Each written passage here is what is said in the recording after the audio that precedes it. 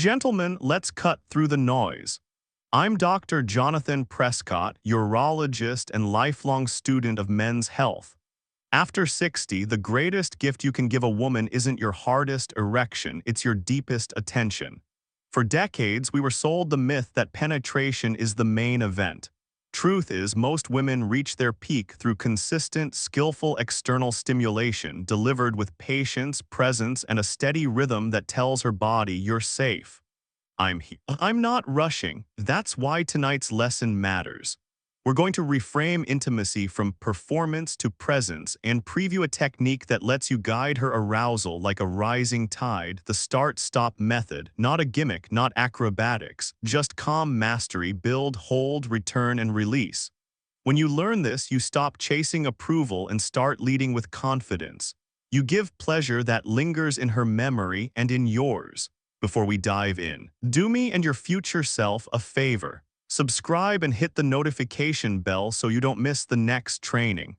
Drop a quick comment, type 1 if this topic fires you up, 0 if you want me to explain it differently. I read every note, and if you want this message to reach another man who needs it, tap like.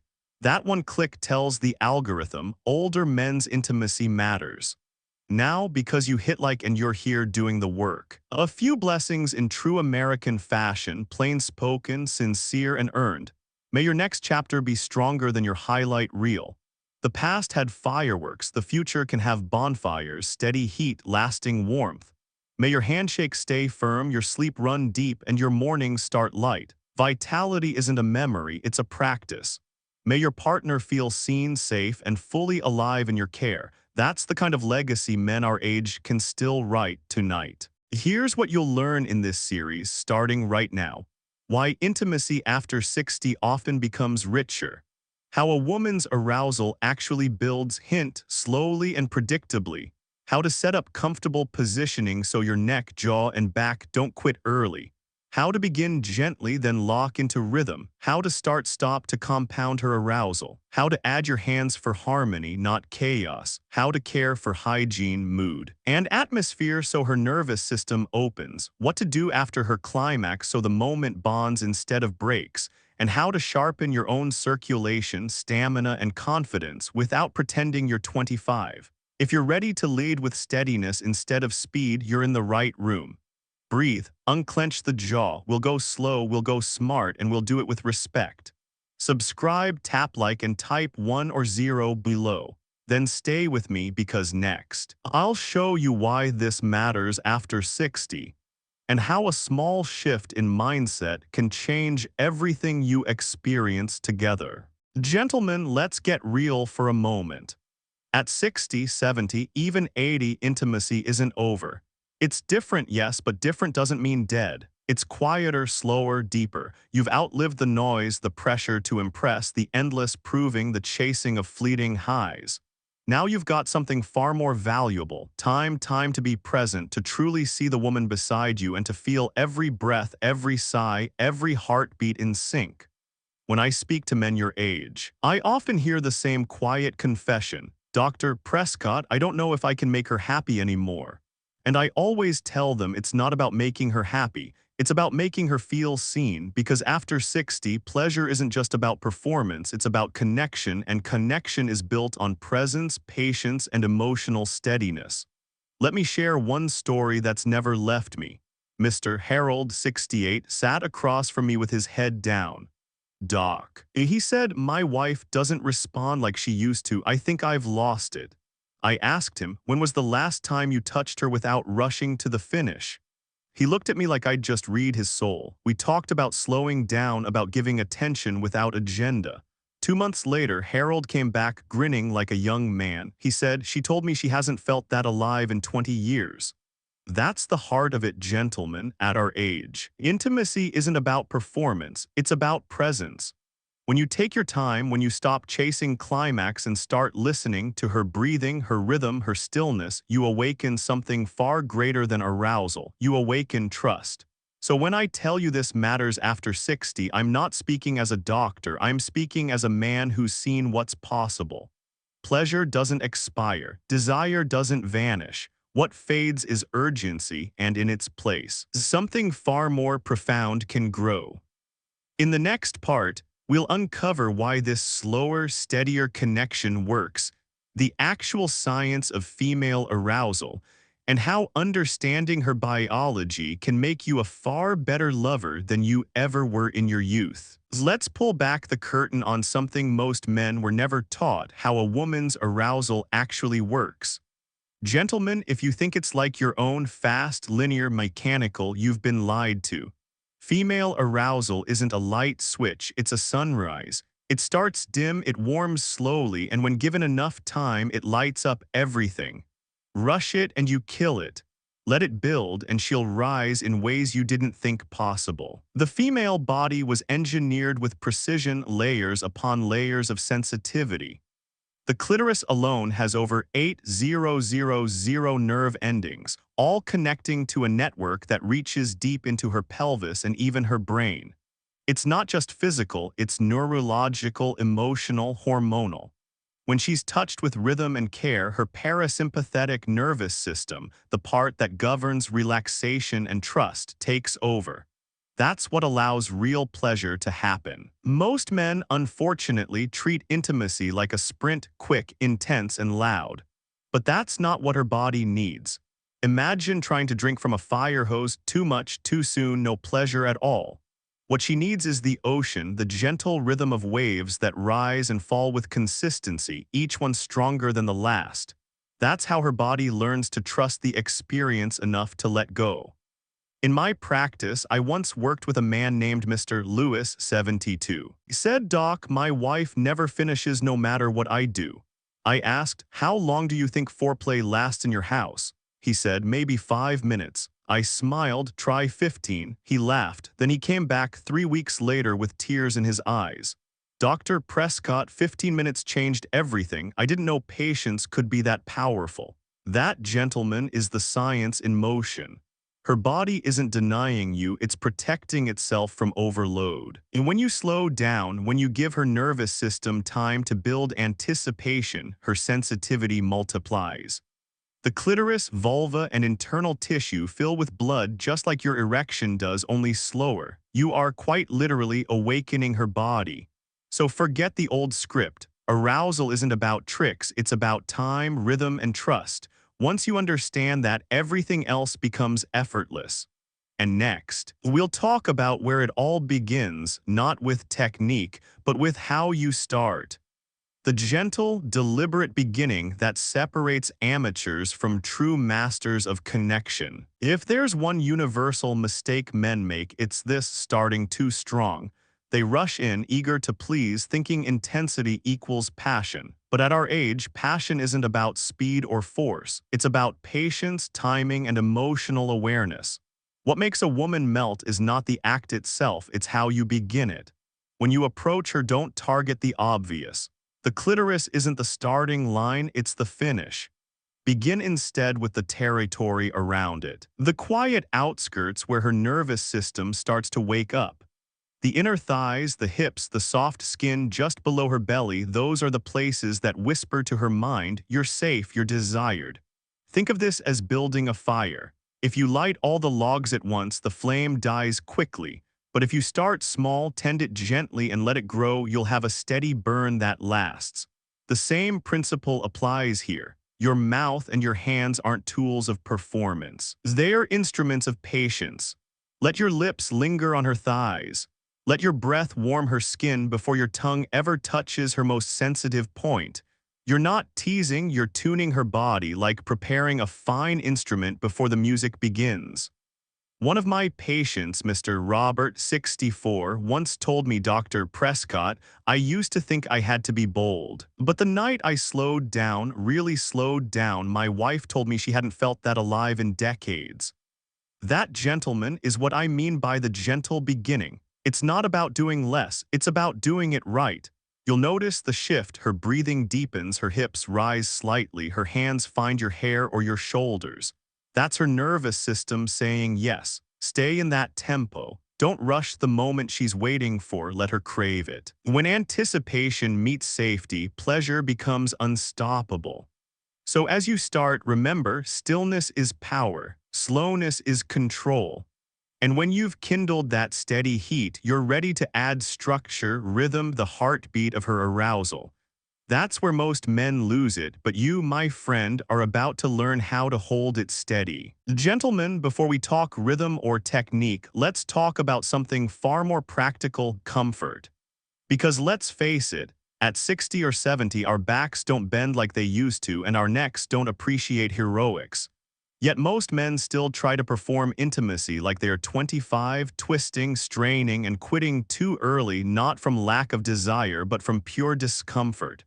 Here's the truth: you can't give her deep, lasting pleasure if you're fighting your own body. Good positioning isn't about looking impressive. It's about staying relaxed and sustainable so you can last long enough for her body to fully awaken. For her, start by elevating her hips with a soft pillow. That small lift increases blood flow to the pelvic area, heightening her sensitivity and comfort. It also keeps her at just the right angle for your mouth and hands to work in harmony. For you, forget the awkward hunch. Support your upper body with pillows under your chest, or use a sturdy chair near the edge of the bed so your posture stays steady and your breathing calm. When you're comfortable, your patience grows, and patience is her greatest aphrodisiac. One of my patients, Mr. Samuel, 70, once confessed, "Doc, I had to stop halfway because my neck locked up." We laughed, but then I showed him how to align his body properly, to use pillows like tools, not decorations. He came back a week later saying, "For the first time, I lasted as long as she needed me to." That right there is success. Remember, intimacy at this stage isn't a sprint, it's a slow climb, and you don't climb well when you're tense or distracted by pain. When you prepare the setup right, you're telling her body, "I'm here, I'm ready, and I have nowhere else to be." That single message of calm, steady presence builds trust faster than any words. Now that your foundation is set and comfort is mastered, it's time to create the rhythm, the pulse, that carries her from gentle warmth to unstoppable waves of pleasure. Now that you're both comfortable, let's talk about the part that separates men who try from men who master: rhythm. Most men believe passion means variety, switching angles, speeds, and techniques every few seconds like they're auditioning for a music video. But in truth, the female body doesn't crave surprise. It craves stability. Her arousal builds through repetition, a steady, a predictable rhythm that lets her nervous system relax and her pleasure rise like an ocean tide. Every time you change direction or speed too quickly, you break that rhythm and her body has to start over. That's why so many women say, "I was almost there, but then it faded." You didn't lose your skill, you lost your rhythm. Think of it like dancing. If your partner's trying to follow your lead, she can only stay with you if your steps are consistent. You keep changing the beat and she stumbles. But when you find a groove, a pace that makes her hips lift, her breathing deepen, her hands reach for you, stay with it. That's your signal. That's her nervous system syncing with yours. I once treated a gentleman named Mr. Lewis, 72, who admitted, "Dr. Prescott, I kept trying to impress my wife by switching it up, but she never finished." I told him, "You're changing the song before she's even danced through the chorus." He smiled, tried again, and a month later came back glowing. "Doc, we didn't rush. I found the rhythm and just stayed there. She couldn't stop shaking." Gentlemen, rhythm isn't boring, it's the key to depth. Once she feels your steadiness, her body learns to trust you. That trust is what unlocks her most powerful releases. Remember, consistency tells her, "I'm not going anywhere." That message, both physical and emotional, is what turns arousal into surrender. Stay patient. Stay tuned into her breathing, her hips, the small signals her body gives you. When she starts to rise, don't chase the finish. Hold steady. Because the moment you can master patience under pressure, you're ready for the next step, the start-stop method, the secret every older man should know to turn her waves into a storm. Gentlemen, this is it, the turning point, the skill that separates a forgettable night from one she'll never stop thinking about. It's called the start-stop method, or what the therapists politely label edging. But forget the sterile term. What this really is control, mastery, the ability to build her arousal until it trembles, then pull back just before the explosion, only to bring her even higher the next time. Here's how it works. As you stay with your rhythm, slow, steady, and consistent, you'll notice signs that she's nearing climax. Her breath quickens, her thighs tighten, her hips start to move on their own, chasing the sensation. That's when most men make the fatal mistake. They push harder, faster, desperate to finish the job. But that's like pulling a cake out of the oven right before it rises. You ruin the masterpiece in the final seconds. Instead, when you sense she's at that razor's edge, stop. Lift your mouth, shift your focus. Kiss her thighs, her belly, or whisper something that grounds her. Don't let her arousal vanish, just give her body a second to breathe. 10 seconds, maybe 20. Then return with the exact same rhythm and pressure as before, nothing fancy, nothing rushed. What happens next is extraordinary. Her body doesn't reset, it compounds. Every near release builds another wave of tension beneath the surface. You're stacking energy, not draining it. And when you finally allow her to cross that threshold, the orgasm she experiences isn't a spark, it's an earthquake. It doesn't last seconds, it rolls through her in waves. One of my longtime patients, Mr. Frank, 67, once told me Dr. Prescott she cried afterward, said she didn't know she could still feel like that. That, gentlemen, is the mark of mastery, not dominance, not ego, but understanding the rhythm of her body better than she does. A word of caution, though, this technique isn't about teasing her endlessly. It's about balance. Pull back just enough to build tension, not to frustrate her. If she tenses too much or pulls away, you've gone too far, ease off. If she's trembling but asking for more, guide her there steadily. The secret lies in your own restraint. The man who can hold back when everything in him wants to rush forward is a man who owns his desire. And that confidence, calm, controlled, unwavering, is what turns a moment of pleasure into something almost spiritual. So practice it, not just for her sake, but for yours. Because when you learn the start-stop method, you're not only giving her more powerful pleasure, you're rediscovering your own power as a man.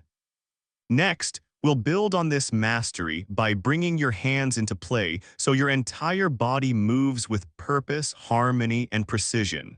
Gentlemen, by now you've learned the rhythm, the patience, and the start-stop mastery that defines a confident lover. But there's one more element that too many men underestimate: your hands. They aren't just accessories to the act, they're extensions of your attention. When used with precision, your hands can amplify every sensation your partner feels, transforming good intimacy into unforgettable connection. Here's what I want you to remember: your mouth creates pleasure, but your hands create control. They anchor her body, steady her breath, and guide her responses. One hand should never be idle. Use it with purpose, not rushing, not gripping, but grounding. Rest it gently just above her pubic bone, applying light, steady pressure. This does two things at once. It enhances blood flow and gives her nervous system the feeling of safety, that she's being held, not just touched. The other hand can explore, slowly, thoughtfully. Maybe trace along her thighs or cup her hips to guide her movement. Or if you're in tune with her body, you can add a single finger, soft, deliberate, never rushed, in sync with your rhythm. The goal isn't complexity, it's harmony. When your mouth, tongue, and fingers move together like a melody, her body can't help but surrender to the rhythm. One of my patients, Mr. Harold, 68, once told me, "Doc, when I added my hand, it felt like she melted into me." He wasn't talking about technique, he was talking about unity. Because what your hands really give her isn't more stimulation, it's the sense of being fully seen, fully tended to. Here's the truth: women feel through layers: skin, muscle, emotion, trust. Your hands can reach every one of those layers if you move with presence. Never mechanical, never distracted. Every touch says something, every pause communicates intention. So as you bring your hands into play, remember, you're not multitasking, you're composing. You're crafting an experience where every movement reinforces one message: I'm here, you're safe, this moment belongs to us. And now that you've mastered the art of touch, it's time to elevate everything around it because even the best technique can fail in the wrong environment. Next, we talk about hygiene, setting, and the small rituals that make a woman's body and mind feel ready to open fully. Gentlemen, let's be honest, technique means nothing if the atmosphere is off. You can have perfect rhythm, soft hands, and patient control, but if the room smells like last night's leftovers or the TV is blaring, you've already lost her. Women, especially after 60, respond not just to touch, but to context. They need to feel safe, clean, and cherished before their body can surrender. Let's start with the simplest thing, hygiene. It's not negotiable, it's respect. The clean hands, trimmed nails, fresh breath, a clean, calm body, that's the silent language of you matter. It tells her you thought about her comfort before your own desire, and that matters more than you realize. I tell my patients all the time, good hygiene is foreplay, it's invisible confidence. Next, the environment. Set the tone, dim the lights, let the world outside disappear. A small lamp may be candlelight if you want something warmer. Turn off the television. Silence the phone, choose soft music, something slow, rhythmic, almost like breathing. The goal isn't romance cliches, it's focus. When the setting is quiet and private, her body stops guarding itself and starts opening up. I once worked with Mr. Lewis, 72, who said, "Doc, my wife always seemed distracted." I asked him about his environment. He shrugged. The dog's usually on the bed, the lights are bright, and the news is playing. I looked at him and said, "So she's supposed to find bliss between CNN and a barking poodle." He laughed and changed the setup. 2 weeks later, he told me we didn't just make love, we reconnected. Finally, care, the kind that doesn't end when she climaxes. Check in, ask, do you want more, or is this okay? Not as an interrogation, but as reassurance. These tiny pauses show her you're present, not just performing. That attentiveness builds the trust that unlocks deeper pleasure, the kind that feels emotional, not just physical. And once that trust is built, you'll find something magical happens. The walls come down, the laughter returns, and the intimacy lasts long after the act itself. Next, we pause the teaching because it's time to hear from you. The real men who have tried, failed, laughed, and learned. Let's step into the letters and questions from our audience. Before we go any further, I want to take a few moments to step away from the lesson and talk directly with you, the men who write to me, who share their frustrations, triumphs, and sometimes brutally honest questions. I read every comment, every story. Some of them make me laugh, some move me to silence, and a few, well, they remind me why this work matters. So tonight, let's open the mailbag. Question 1, Frank, 67. Dr. Prescott. My wife says she doesn't feel much down there anymore. Should I just give up? Frank, that's the exact moment not to give up. Her nerves may be slower, her hormones lower, but her brain, the real engine of pleasure, still works beautifully. What she needs isn't force, it's patience. Touch her like you're reminding her body how to listen again, and trust me, it will. Question 2, Calvin, 71. Doc, my dentures make oral intimacy complicated. What do I do? Ah, Calvin, welcome to the club of creative problem solvers. Take them out first of all. Then focus on lips and tongue, not pressure, gentle suction, steady rhythm, and let your breath do part of the work. You don't need teeth to make her tremble, just technique and timing. Question 3, anonymous but brave. My wife doesn't like oral. Should I stop trying? No, my friend, don't stop, listen, ask her why. Maybe she's shy, self-conscious, or doesn't trust she can relax. The answer isn't to retreat, it's to create safety. When she knows you want to please her, not perform, she'll open up. Question 4, Robert, 64. Doc, she laughs when I try, it kills the mood. Robert, laughter is her nervous system releasing tension. Don't take it personally. Smile, keep going. That laugh may turn into a gasp if you stay confident. The worst thing you can do is stop and sulk. This isn't theater, it's connection. Question 5, George, 73. What if I finish emotionally before she does physically? Then you've already succeeded. Because real intimacy isn't about finishing together, it's about feeling together. Gentlemen, these questions remind us all you're not alone. Every man faces hesitation, doubt, and awkward moments. What matters is that you keep learning, keep showing up, keep trying. It's because the men who don't quit, those are the ones who rediscover not just their confidence, but their humanity. Now, let's get back to where we left off, the moments after her climax, when what you do next decides whether the night becomes a memory or a milestone. Gentlemen, most men think intimacy ends with climax. They treat it like crossing a finish line, mission accomplished, roll over, lights out. But here's the truth, for her, what happens after often matters more than anything that came before. That's the moment her body is wide open, her guard down, her emotions raw and real. Handle that moment right and you don't just give her pleasure, you give her peace. After she climaxes, resist the urge to pull away. Stay close. Let your movements soften. Rest your cheek on her thigh or place your hand gently over her belly. The goal now isn't stimulation, it's grounding.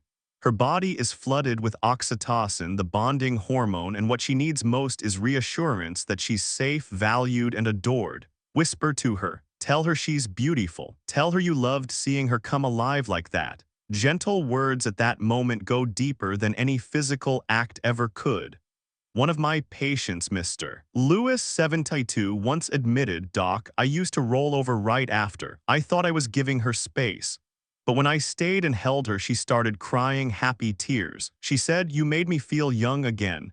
That's the power of presence, gentlemen. It doesn't just heal her body, it restores her spirit.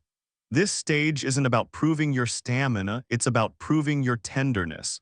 Stay long enough for her breathing to calm, for her to find that quiet smile that says, "I feel seen," because that's when the emotional bond deepens, the trust strengthens, and the memory cements itself.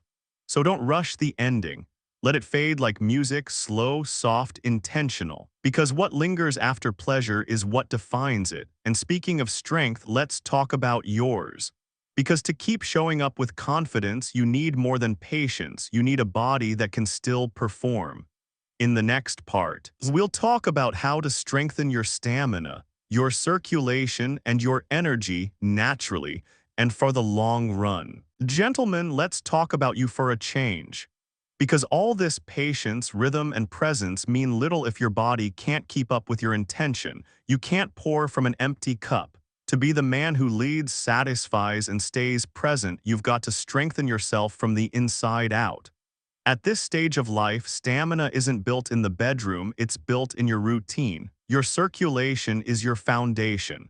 When blood flow weakens, everything else follows. Erections, endurance, focus, even mood all rely on healthy vascular function. The secret: small, consistent habits that rebuild nitric oxide, the molecule responsible for dilating your blood vessels and fueling your performance. Add foods rich in L-citrulline, watermelon, beets, pomegranate. These natural boosters support nitric oxide production without the side effects of pills. Combine that with steady exercise, walking, swimming, or light resistance training. You don't need to lift like a 25-year-old, just move like a man who plans to live another 30 years. Sleep is your silent performance enhancer. 7 solid hours restore testosterone and keep cortisol, your stress hormone, in check. Without that balance, desire fades and energy disappears. And don't underestimate your mindset. Men who carry shame, fear, or self-doubt into intimacy sabotage their own circulation. Confidence, gentlemen, is chemical. When your brain relaxes, your arteries open. One of my patients, Mr. Harold, 68, once told me, "Doc, I stopped being intimate because I kept losing energy halfway through." We worked on his habits: a morning walk, better sleep, a handful of walnuts a day. 3 months later, he said, "It's not just my energy that came back, it's my spirit." That's what happens when you invest in your health. You don't just perform better, you feel better. Your body remembers how to show up. So do the work, eat well, move daily, rest deeply. Because when your body supports your heart, your partner feels it. And when you have both strength and softness, you become unstoppable. And that, my friends, brings us to the final message, the emotional truth that ties everything together, why the greatest pleasure of your life isn't about power but presence. Gentlemen, we've talked about technique, rhythm, science, and stamina. But none of it, not a single touch, word, or movement matters without connection. The emotional bond is the quiet force behind every great lover, and it's the reason why intimacy after 60 can be deeper than anything you knew at 20. See, what women crave at this stage of life isn't performance, it's presence. She wants to feel that you're not just there for her body, but for her being. When you slow down, when you look her in the eyes and let her see that you're truly with her, something remarkable happens. Her guard drops. That's when pleasure becomes more than physical, it becomes healing. I remember one of my longtime patients, Mr. Frank, 67. He once told me, Dr. Prescott, I thought sex was over for us. But when I stopped worrying about how and focused on just being there, she started crying not out of pain, but gratitude. That, gentleman, is what real connection looks like. It's not about proving masculinity, it's about expressing devotion. When a woman feels emotionally safe, her body opens in ways that no technique can force. You can't fake that. It's built through consistency, gentle touch, patient rhythm, small acts of care. It's built through laughter, honesty, and listening. You want to know the true marker of a great man? He doesn't make her climax once. He makes her feel loved afterward. So if you take one lesson from everything we've discussed, let it be this. Intimacy isn't measured by performance, it's measured by presence.